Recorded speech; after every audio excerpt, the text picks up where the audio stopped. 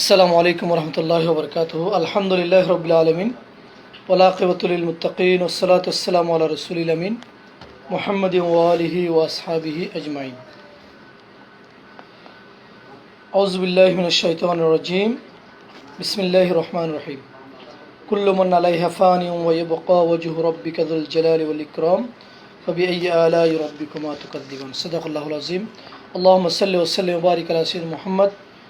আমরা কি বুঝতে পারলাম, কি জানতে পারলাম? কোরআনের শিক্ষার কারণে, কোরআনের আলোর কারণে মানুষ সম্মানিত হয়, মানুষ দামি হয়, মানুষ ইজ্জতওয়ালা হয়। এরপর আল্লাহ তাআলা যে কথাটি বলেছেন, আর রহমান আল্লামাল কোরআন খলাকাল ইনসান।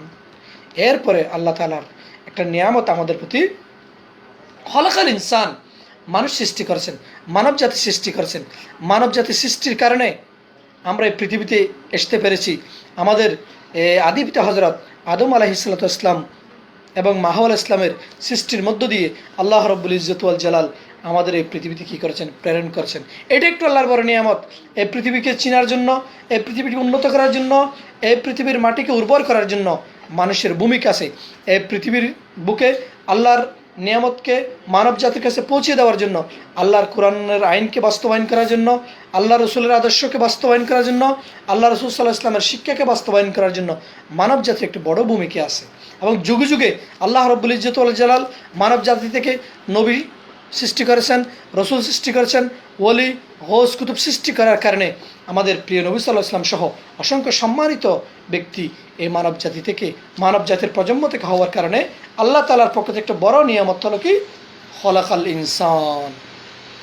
এরপরে ৩ নম্বর কথা যেটা বলেছেন, আল্লামাহুল বয়ান, মানব জাতিকে তিনি বয়ান করার যোগ্যতা দান করেছেন। এটা একটি বড় নিয়ামত। মানুষ যদি কথা বলতে না পারে, যেমন আমাদের সামনে যদি একজন বোবা মানুষ কথা বলতে না পারে, তার কতই কষ্ট, তার কতই বেদনা, তার কতই যন্ত্রণা। একজন মানুষ যে কী করতে পারতেছে না, যে তার মনের ব্যথাটা, তার মনের আকুতিটা, তার মনের অনুভূতিটা অন্যর কাছে প্রকাশ করতে পারতেছে না, এটা একটা বড় কি দুঃখ এবং যন্ত্রণার বিষয়। কিন্তু আল্লাহ তাআলা মানুষকে যে আল্লামাহুল বয়ান, বয়ান করার, কথা বলার, অন্যর কাছে নিজের মনের অনুভূতিটি পৌঁছে দেওয়ার যে আল্লাহ তাআলা নিয়ামত দান করেছেন। কোরআনের দাওয়াত, দ্বীনের দাওয়াত, ইসলামের দাওয়াত, একামত দ্বীনের গুরুত্ব, জিহাদ ফি সাবিলিল্লাহর গুরুত্ব সহ ইসলামের বিভিন্ন বিধিবিধানের কথাগুলো যে মানব জাতির কাছে পৌঁছে দিতে পারতেছে, এটা একমাত্র বয়ানের কারণে। এই বয়ান হচ্ছে কি? আল্লাহ তাআলার পক্ষ থেকে বড় নিয়ামত। এরপর তিনি আরও অনেক গুরুত্বপূর্ণ কথাসমূহ সূরা রহমান বলেছেন। ওখানে মিজানের পাল্লাকে ধ্বংস না করার জন্য বলেছেন, ওয়াকিমুল ওয়াজনা বিল কিসত ওয়ালা তুখসিরুল মিজান। মিজানের মধ্যে ক্ষতি না করার জন্য, মানে ওজনে বেশ কম না করার জন্য তিনি কি করেছেন? আল্লাহ তাআলা আদেশ করেছেন। নিয়ে মিজানের নিয়ে পাল্লাকে ঠিক রাখার জন্য ওখানে কি করেছেন? আদেশ করেছেন। এরপরে সূরা রহমানের পরবর্তীতে বিভিন্ন বিষয় আল্লাহ তাআলার পক্ষ থেকে কোন কোন আমল করলে কোন কোন নিয়ামত সমূহ আল্লাহর পক্ষ থেকে দান করা হবে, কোন কোন ভালো কাজ করলে কোন জান্নাত দেওয়া হবে, কোন ভালো কাজ করলে কোন জান্নাত দেওয়া হবে। এরপরে বড় বাগানের কথা বলা হয়েছে, এরপরে বড় বড় ফুল ফলাদির কথা বলা হয়েছে। অসংখ্য নিয়ামতের কথা আল্লাহ রব্বুল ইজ্জত ওয়াল জালাল এই কোরআনের সূরা রহমানে বর্ণনা করেছেন। সেজন্য আল্লাহ রব্বুল ইজ্জত ওয়াল বলতেছেন, ফাবিআইয়ি আলাই রাব্বিকুমা তুকাযযিবান। আল্লাহ রব্বুল আলামিন একটি আয়াত বলেই কি বলেছেন? ফাবিআইয়ি আলাই রাব্বিকুমা তুকাযযিবান। ত্রিশুর্দে এরকম কথাগুলো বলছেন আল্লাহ তাআলা। এর একমাত্র কারণ হচ্ছে কি? মানুষকে নিয়ামতের কথা স্মরণ করে দিয়ে আল্লাহ তাআলা তোমরা তোমাদের কোন কোন নিয়ামতকে, আল্লাহর দেওয়া কোন কোন নিয়ামতকে তোমরা কি করবে? অস্বীকার করবে। একেবারে শেষে এসে বলতেছে কি? কুল্লু মান আলাইহা ফানিয়ুন ওয়া ইয়াবকা ওয়াজহু রাব্বিকা যুল জালালি ওয়াল ইকরাম। এই পৃথিবীর জমিনে সব কিছু ধ্বংস হয়ে যাবে, এখানে কিছুই থাকবে না একমাত্র আল্লাহ তাআলা ছাড়া। এই কথাটা বলে আল্লাহ তাআলা পরিসমাপ্তি টানতে চাচ্ছেন, যে সমাপ্তি করতে চাচ্ছেন, যে তোমরা যদি আল্লাহর নিয়ামতের অস্বীকার করো, তোমাদের এই পৃথিবীর জমিনে আমি তোমাদেরকে যে নিয়ামত সমূহ দিয়েছি, এসব কিছু বুক করার পরেও, এসব কিছু নিয়ামত, আল্লাহর নিয়ামত সমূহ আহরণ করে খাওয়ার পরেও, নিয়ামত সমূহ বুক করার পরেও তোমরা এই পৃথিবীতে চিরস্থায়ী থাকতে পারবে না। পৃথিবীটা আমাদের জন্য কি নয়? চিরস্থায়ী জায়গা নয়। এক কবি বলতেছেন কে, এই দুনিয়া মুসাফির হাম, এই দুনিয়া মুসাফির হাম, वही आखिर ठिकाना, कोई आगे रवाना है, कोई পিছে রওয়ানা। আমরা এই পৃথিবীতে চিরস্থায়ী থাকবো না, কেউ আমাদের আগে চলে যাবে, কেউ আমাদের পরে চলে যাবে। এই পৃথিবীটা হচ্ছে আমাদের জন্য ক্ষণস্থায়ী। আর দুনিয়া ও মাতাও, এই কিছুদিনের জন্য কি বুক বিলাসের জায়গা। এখানে যে নিয়ামত সমূহ আল্লাহ তালা দান করেছেন তা সুন্দরভাবে বুক করে আল্লাহর ইবাদত করার জন্য আল্লাহ তালা আমাদের দান করেছেন। আল্লাহ বলছেন রব্বানা আতিনা ফিদ দুনিয়া হাসানা ওয়া ফিল আখিরাতি হাসানা ওয়া কিনা আযাবান নার। রব্বানা আতিনা ফিদ দুনিয়া হাসানা, হে আল্লাহ আপনি আমাদেরকে দুনিয়ার জমিনে কি দান করুন, কল্যাণ দান করুন। ওয়া ফিল আখিরাতি হাসানা, আখিরাতের জমিনে আমাদেরকে আপনি কি দান করুন, কল্যাণ দান করুন। দুনিয়াতেও কল্যাণ দান করুন, আখিরাতেও কল্যাণ দান করুন। অর্থাৎ দুনিয়াতে আমরা যাতে ভালোভাবে চলতে পারি, সুন্দরভাবে চলতে পারি, কোরআনের বিধান অনুযায়ী চলতে পারি, এই কোরআনের আইন অনুযায়ী চলার মধ্য দিয়ে, আল্লাহর হুকুম হাকাম মেনে চলার মধ্য দিয়ে, নবীর আদর্শ নবীর তরিকার মধ্য দিয়ে দুনিয়াতে শান্তি পাবো। এর বিনিময়ে আমরা কী পাবো, আখিরাতেও শান্তি পাবো এবং ওয়াকিনা আযাবান নার, জাহান্নাম থেকে মুক্তি পাবো। এবং এই দুনিয়াটা কি নয়, আমাদের জন্য চিরস্থায়ী জায়গা নয়। এই পৃথিবীটা হলো কি ক্ষণস্থায়ী জায়গা। আমাদের পূর্বপুরুষ, আমার দাদা ফরদাদা সবাই চলে গেছে, একদিন আমাদেরকেও চলে যেতে হবে। আজ থেকে 10 বছর, 20 বছর, 30 বছর, 40 বছর, 50 বছর আগে আমরা এই দুনিয়াতে ছিলাম না। আবার 10 বছর, 20 বছর, 40 বছর, 50 বছর পরেও এই পৃথিবীতে আমরা থাকবো না। তাহলে পৃথিবীতে আমার জন্য কি নয়, চিরস্থায়ী জায়গা নয়। এই পৃথিবীটা ক্ষণস্থায়ী জায়গা। এই পৃথিবী থেকে আমাদেরকে একদিন চলে যেতে হবে। হযরত আদম আলাইহিস সালামকে আল্লাহ তাআলা এই পৃথিবীতে প্রেরণ করেছেন পরীক্ষা করার জন্য। ইন্নী জায়েলুন ফিল আরদি খলিফা, খেলাফতের দায়িত্ব পালন করার জন্য আল্লাহ রাব্বুল আলামিন সাইয়েদনা আদম আলাইহিস সালামকে এই পৃথিবীতে কী করেছেন, প্রেরণ করেছেন। এই পৃথিবীটা আমাদের জন্য বুক বিলাসের জায়গা নয়। এই পৃথিবীটাকে আমরা খাওয়া দাওয়া ফুর্তি করা, দুনিয়াটা মস্ত বড়, এই জন্য কি এই দুনিয়াতে পৃথিবীতে আল্লাহ তাআলা আমাদের সৃষ্টি করেন নাই। আমাদের একমাত্র সৃষ্টি করার উদ্দেশ্য হলো কি, ওয়ামা খালাকতুল জিন্না ওয়াল ইনসা ইল্লা লিয়াবুদুন। এই পৃথিবীতে মানব জাতি এবং ইনসান জাতি আল্লাহর ইবাদত করবে, আল্লাহর গোলামি করবে। আল্লাহ তাআলা বলছেন কি, ওয়ালাকাদ বাআসনা ফি কুল্লি উম্মাতিন রাসূলা আন ইবুদুল্লাহ ওয়াজতানিবুত তাগুত। আল্লাহ রাব্বুল আলামিন এই পৃথিবীতে যুগ যুগ রসুল প্রেরণ করেছেন মানব জাতিকে আনে ইবুদুল্লাহ, আল্লাহর দাসত্ব করার জন্য, আল্লাহর গোলামি করার জন্য, আল্লাহর দ্বীনের পথে, আল্লাহর কোরআনের পথে, ইসলামের পথে মানুষকে কি পরিচালিত করার জন্য। এবং ওয়াজতানিবুত তাগুত, তাগুতি শক্তি, কুফরি শক্তি, দ্বীন বিরোধী শক্তি, আল্লাহ বিরোধী শক্তি, কোরআন বিরোধী শক্তি থেকে বেঁচে থাকার জন্য। তাহলে এই পৃথিবীতে আমরা যতদিন থাকবো আল্লাহর পথে, রসুলের পথে, দ্বীনের পথে, কোরআনের পথে পরিচালিত হওয়ার জন্য চেষ্টা করব। কারণ আমরা সবসময় 5 ওয়াক্ত নামাজে যে সূরা ফাতিহা পড়ি, এই সূরা ফাতিহার মধ্যে আমরা আল্লাহ তাআলার দরবারে কী করি, দোয়া কামনা করি, ইহদিনাস সিরাতাল মুস্তাকিম, ইহদিনাস সিরাতাল মুস্তাকিম, সিরাতাল্লাযীনা আন'আমতা আলাইহিম গায়রিল মাগদুবি আলাইহিম ওয়ালাদ-দাল্লিন। ইহদিনাস সিরাতাল মুস্তাকিম, হে আল্লাহ আপনি আমাদেরকে সহজ সরল পথ কী করুন, পরিচালিত করুন, সহজ সরল পথ আমাদেরকে প্রদর্শন করুন।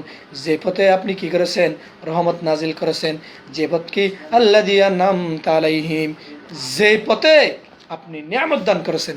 এই নিয়ামতটা কি, অন্য আয়াতে আল্লাহ তাআলা বলেছেন কি, আল্লাযী আন'আমা আল্লাহু মিনান নাবিয়্যিনা ওয়াস-সিদ্দীকিনা ওয়াশ-শুহাদা'i ওয়াস-সালিহিন। ওই পথ, যে পথে আল্লাহ তাআলার পক্ষ থেকে রহমত নাজিল হয়েছে, সে পথ হচ্ছে নবীদের পথ, সে পথ হচ্ছে রসুলদের পথ, সে পথ হচ্ছে শহীদদের পথ, সে পথ হচ্ছে কি সিদ্দিকিনদের পথ, সে পথ হচ্ছে কি সালেহিনদের পথ।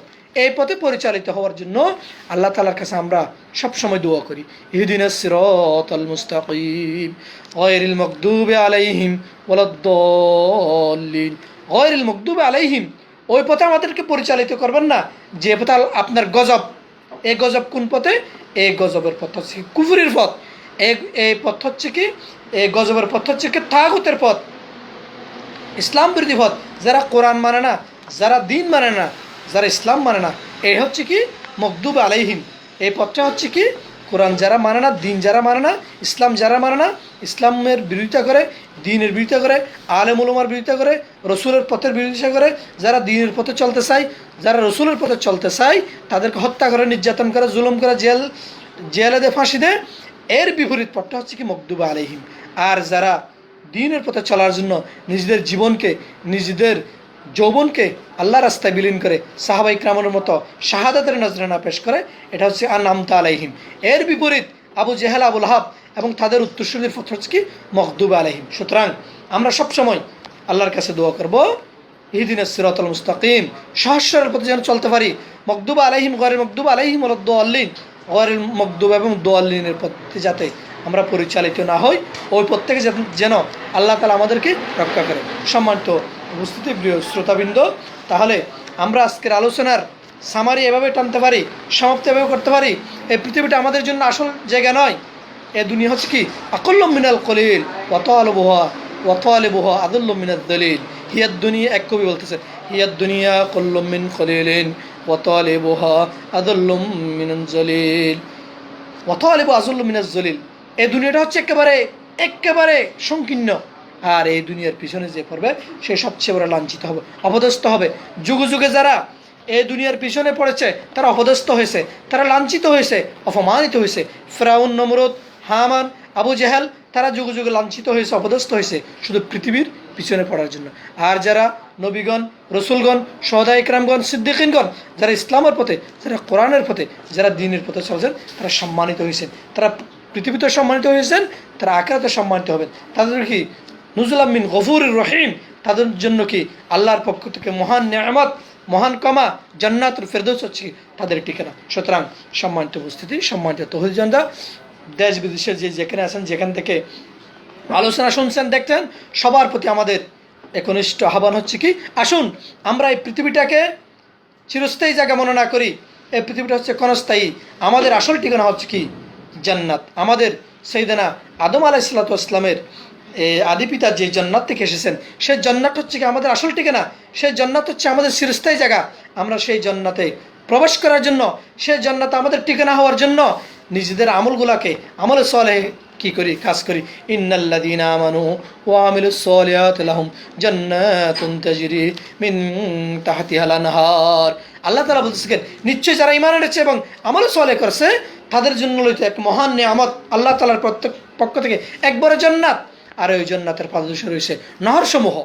যালিকাল ফাওজুল কাবীর। আর পৃথিবী থেকে আখিরাতের জান্নাতকে অর্জন করাটা হচ্ছে কি একজন মানব জাতির জন্য, একজন মুমিনের জন্য সবচেয়ে বড় সফলতা। আল্লাহ তাআলা অপর আয়াতে বলতেছেন, ওয়ামান যুহজিহা আনিন নার ওয়া উদখিলাল জান্নাতা ফাকাদ ফাস। যে ব্যক্তিকে আল্লাহ রাব্বুল আলামিন জাহান্নাম থেকে মুক্তি দান করেছেন এবং জান্নাতে প্রবেশ করাই দিয়েছেন, সেই ব্যক্তি হচ্ছে বড় সফল কাম। আমরা তো পৃথিবীতে যার টাকা বেশি, যার সম্পদ বেশি, যার ক্ষমতা বেশি, তাকে সফল মানুষ মনে করি। কিন্তু আল্লাহ তাআলা বলতেছে কি, পৃথিবীতে সফল মানুষ হচ্ছেন সেই ব্যক্তি যিনি জান্নাতে প্রবেশ করার যোগ্যতা লাভ করছে, যাকে আল্লাহ তাআলা জাহান্নাম থেকে মুক্তি দিয়েছেন এবং জান্নাতে প্রবেশ করার যোগ্যতা কি করেছেন, অর্জন করেছেন। সেই ব্যক্তি হচ্ছে কি বড় সফল কাম। আসুন প্রিয় দিনী ভাইরা, প্রিয় বন্ধুগণ, প্রিয় মুমিন ভাই বোনেরা, আমরা পৃথিবীর জমিনে এমন ভালো কাজ করি, এমন সৎ কাজ করি, এমন ন্যায় কাজ করি, কোরআনের পক্ষে কাজ করি, কোরআনের জন্য কাজ করি, কোরআনের আন্দোলনে শরীক হই, কোরআনের পক্ষে নিজেদের জীবন যৌবনকে উৎসর্গ করি, তখন এই দুনিয়াটা আমাদের জন্য সফলতার মাপকাঠি হয়ে যাবে। এই দুনিয়াতে আমরা সফল হতে পারবো, সাকসেস হতে পারবো, এবং আখিরাতেও আমরা জান্নাতের মালিক হতে পারবো, জান্নাতের অধিবাসী হতে পারবো। আল্লাহ তাআলা আমাদেরকে পৃথিবীটাকে চিরস্থায়ী জায়গা মনে না করে ক্ষণস্থায়ী জায়গা হিসাবে গ্রহণ করে এখানে ভালো কাজ করে আখিরাতের ওই আয়াতের মর্ম, রব্বানা আতিনা ফিদ দুনিয়া হাসানা ওয়া ফিল আখিরাতি হাসানা ওয়া কিনা আযাবান নার, জাহান্নাম থেকে মুক্তি পেয়ে জান্নাতে যাতে প্রবেশ করতে পারি, সেই দোয়া মওলা মালিকের কাছে, সেই দোয়া কামনা করে আজকের মতো এখানে সকল দর্শক শ্রোতা উপস্থিতি সবাইকে আন্তরিক